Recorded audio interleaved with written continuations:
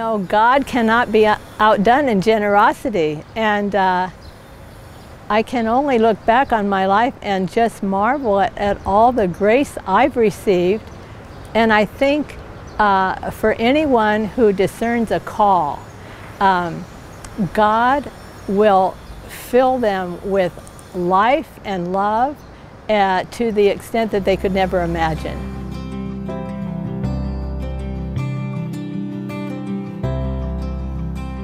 The first lesson is that I went to Catholic school from the time I was little until high school.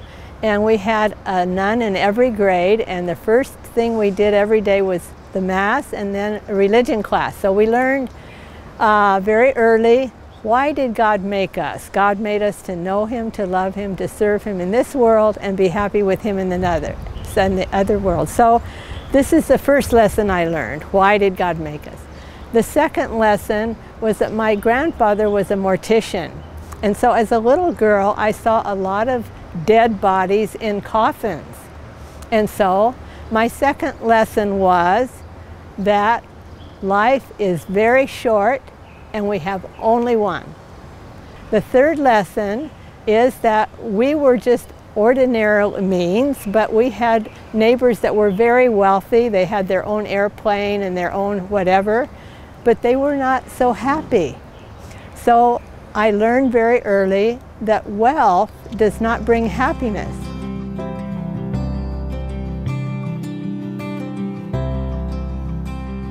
When I told my parents that I was going to be a sister, they were not too happy.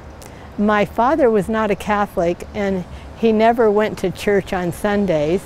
My mother was a Catholic. She went to church when we were little, but they liked to party on Saturday nights, so they slept in on Sunday. So there's no religion in our home except grace before meals. But when I decided to be a sister, my mother broke down in tears and she said, "Oh, it's all my fault." And I said, "What do you mean it's your fault?" And then she told us a secret that she had never told anybody. And that was when I was born. My mother was 7 months pregnant with me and she started to hemorrhage very seriously. So they rushed her to the hospital, found out that she had placenta previa. And so they had to deliver me quickly, put me in the incubator, and then tried to save my mother's life. So at that time there were nuns all around her bed praying. So at that time she made a bargain with God and she said, "God, if you let me live, I give you my child." But she never told anybody.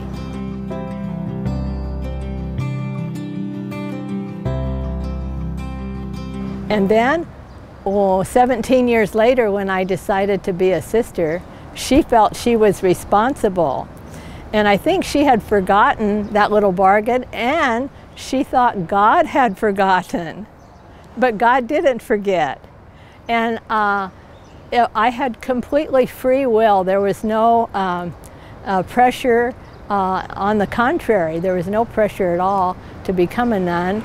But I felt with my life being very short that I wanted to give everything to God.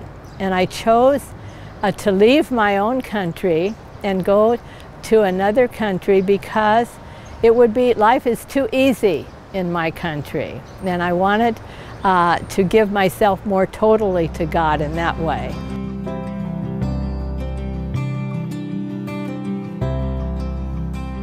We are living now in the greatest Holocaust that our planet has ever known, and most people don't realize this, but 73 million babies are aborted every year, and this does not include babies who are aborted because of abortifacient contraceptives, nor does it include babies who are victims of embryo reduction in IVF.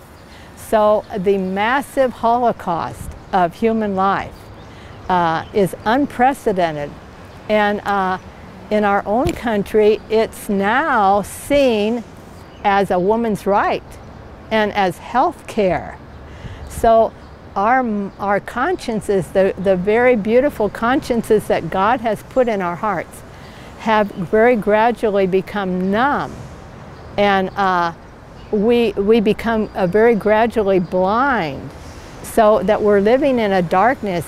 So I call this the eclipse of the human person, because we no longer can see or recognize the sanctity of human life.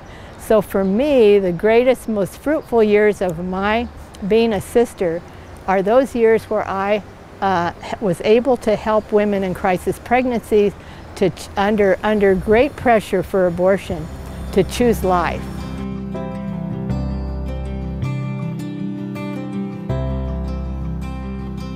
So I'm 80 years old, and I am in excellent health and able to serve, but I'm on the home stretch, and I love Pope John Paul II's definition of death. He says, death is a falling asleep in the arms of the one whom we know loves us.